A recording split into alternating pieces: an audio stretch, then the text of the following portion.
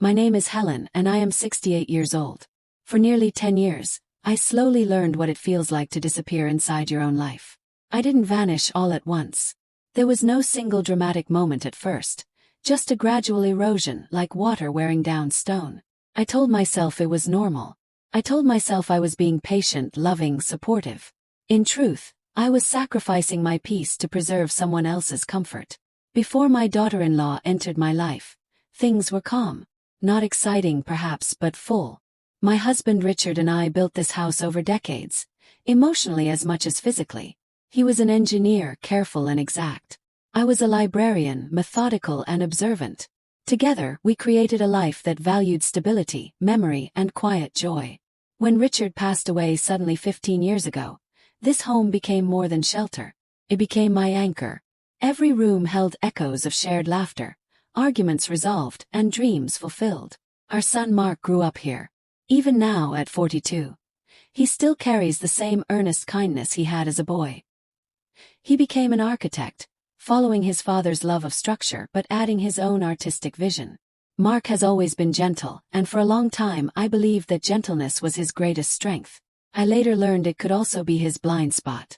When Mark introduced me to Chloe 12 years ago, I understood his attraction immediately. She was polished, confident, radiant in a way that drew attention without effort. An interior designer with a sharp eye and sharper ambition, she spoke with certainty about everything, from color palettes to nutrition to family dynamics. I welcomed her openly. I wanted my son to be happy. I wanted to believe love had found him. The early years were smooth. A wedding, then children, Lily and Leo, who brought noise and joy back into my quiet home.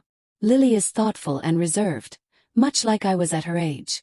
Leo is all motion and laughter, a mirror of his grandfather's restless energy. For them I tolerated far more than I should have. Love can make endurance feel noble. At first, Chloe's influence appeared harmless, helpful even. She offered suggestions, framed always as improvements. Began with my home. One weekend while I was away visiting my sister, she and Mark rearranged my living room. Furniture I cherished, pieces tied to memories of Richard, were removed and replaced with sleek, minimalist alternatives. I smiled and thanked them, swallowing the ache in my chest as I told myself it was only furniture. But it was never just furniture. Then came the comments about my cooking. Sunday dinners had always been sacred in this family. I cooked simply the way Richard loved. Chloe critiqued everything: too much butter, too much salt, not healthy enough. She brought her own dishes, praised them lavishly, and gradually my meals became background noise. Even Mark began choosing her food over mine, eager to support his wife. The shift with my grandchildren hurt most. Chloe started feeding them before visits, citing sensitivities and routines. My table, once a place of shared warmth, became ceremonial. The message was subtle but unmistakable. My care was no longer needed. Worst of all was how she positioned herself between me and my son. Calls went unanswered. Texts came from Chloe instead. Conversations filtered, scheduled, managed. I became a guest in my own family dynamic, careful not to offend, afraid to complain. I convinced myself silence was protection. I was wrong. What I didn't yet realize was that my silence wasn't keeping peace. It was clearing the path for something far darker. I thought enduring quietly made me strong. I didn't yet understand that endurance was exactly what she was counting on, and that the real breaking point was already on its way. Looking back, I can now see that Chloe never rushed. She didn't need to. She understood something I didn't at the time. Control works best when it feels invisible, when it looks like help, when everyone believes it's being done for their own good. After the furniture incident, I became more careful with myself. I told fewer stories. I offered fewer opinions. I learned to pause before speaking, mentally scanning my words for anything that could be interpreted as criticism. Chloe, on the other hand, grew bolder. Her comments sharpened, though always wrapped in a smile, always delivered with plausible deniability. She had a way of making me feel outdated without ever saying the word. She'd sigh lightly while scrolling through her phone and say things like, "Oh Helen, people don't really do it that way anymore," or "That's how it used to be, but we know better now." It wasn't cruel on the surface. It was dismissive. And dismissal, I learned, cuts deeper than open hostility. Mark never noticed. Or maybe he noticed and didn't want to see. Whenever I hesitated or fell quiet, He'd beam proudly at his wife and say, "Chloe's just very efficient, Mom. She keeps everything running smoothly." And she did, at least from his perspective. She scheduled, organized, optimized. She ran their life like a well-designed space, removing anything that didn't fit her vision, including me. My role shifted gradually. I went from being a mother to being a background character. Decisions about holidays were made without consulting me. School events, birthdays, even illnesses. I often learned about them after the fact. Chloe framed this as kindness. "Oh, I didn't want to bother you," she'd say. Or, "I knew you had your own routine." What she really meant was, "You're no longer essential." The grandchildren noticed before I did. Lily began asking quieter questions. "Why doesn't Dad call you anymore, Grandma?" Leo would sometimes ask why they didn't come over as often. I brushed it off, refusing to plant seeds of doubt in their minds. Children shouldn't have to navigate adult conflict. I carried that burden alone. Sunday dinners became performances instead of gatherings. Chloe arrived impeccably dressed, carrying her own carefully curated dishes. She praised health, balance, moderation, always in contrast to what I provided. Mark mirrored her effortlessly. He didn't realize he was slowly turning away from the woman who raised him, spoon by spoon. What hurt most wasn't the rejection. It was the rewriting. Chloe had a gift for narrative. She subtly recast me as fragile, forgetful, well-meaning but behind the times. If I disagreed with her, she'd tilt her head and say, "Helen, are you sure? I thought we talked about this." If I corrected her, she'd smile sympathetically and say, "Of course, if that's how you remember it." It planted doubt, not just in Mark's mind but in mine. I began questioning my own reactions. Was I too sensitive? Was this just generational difference? Every self-protective instinct I had was countered by fear. The fear of becoming that mother-in-law. The one people whispered about. The one who caused rifts. So I chose silence again and again. But silence, I was learning, doesn't neutralize manipulation. Fertilizes it. The kitchen became her favorite stage. She'd stand beside me while I cooked, commenting lightly on techniques, ingredients, timing. Always suggestions. Always delivered as concern. "You look tired, Helen. Maybe this is too much for you now." She said it softly, kindly, as if she were already preparing others for a version of me that needed managing. Mark absorbed it without resistance. Why wouldn't he? Chloe was calm, polished, reasonable. I was the one growing quieter, smaller, less certain. Still I endured.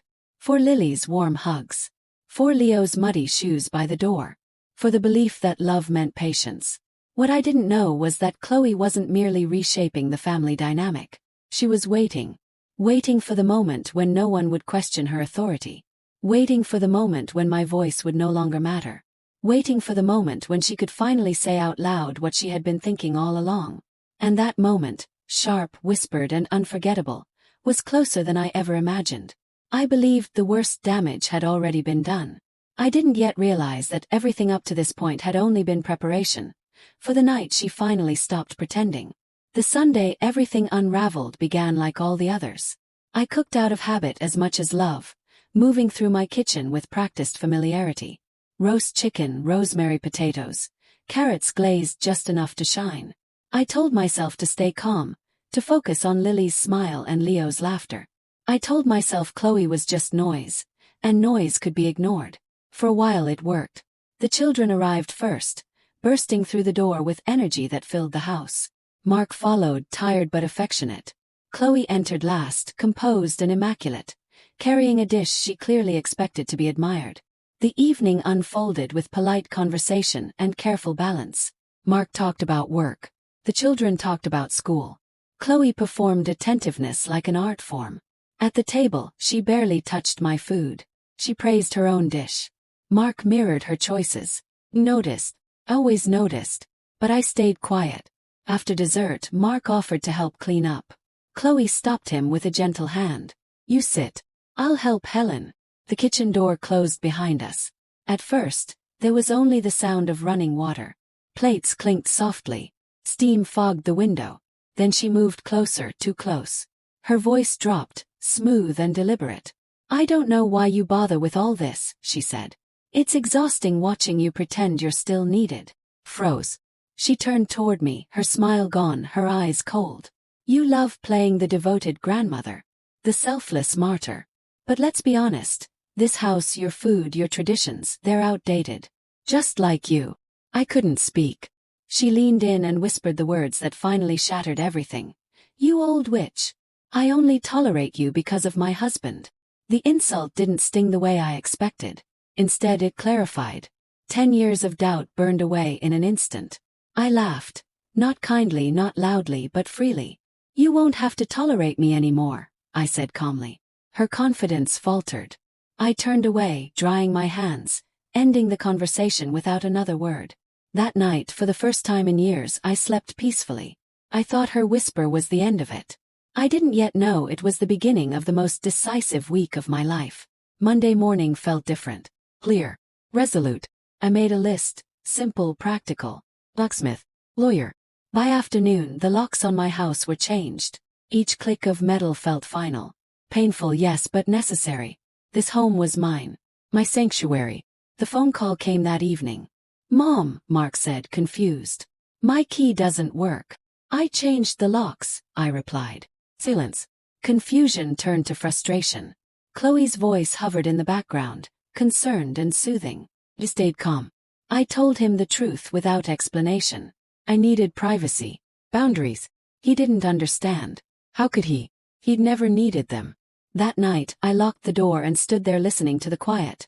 Not peaceful but powerful. I knew Chloe wouldn't accept this quietly. And I was right. They came the next evening.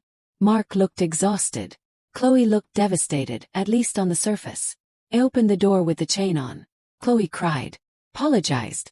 Claimed confusion. Claimed love. Mark tried to mediate. He wanted peace. Chloe wanted control. I told the truth. Only. Precisely. I repeated her words from the kitchen. She denied everything. And then she did what I had always feared. She questioned my stability. Mark hesitated. Doubt flickered across his face. That hurt more than any insult. I set my terms. Chloe was no longer welcome. Mark and the children were, by invitation. Closed the door. I thought I might lose my son that night. I didn't know the truth was already on its way to him. Days passed in silence. Then my phone buzzed. It was a screenshot. A message from Chloe. Meant for someone else. She called me an old witch. Bragged about manipulating Mark. Planned to claim my home. Laughed about waiting me out. Moments later, Mark texted. I'm so sorry. Can I come over? When he arrived, he broke down in my arms. The denial was gone. The truth undeniable. The weeks that followed were painful but honest. Lawyers. Separation. Boundaries. One afternoon, Mark helped me bring my mahogany sideboard back home. He placed it exactly where it belonged. My house felt whole again. I learned something vital. Peace at any price isn't peace, it's surrender. And sometimes the bravest act of love is drawing a line. My name is Helen. I am 68 years old. And my life finally belongs to me again. If you're quiet to keep the peace, ask yourself. Who is that peace really protecting?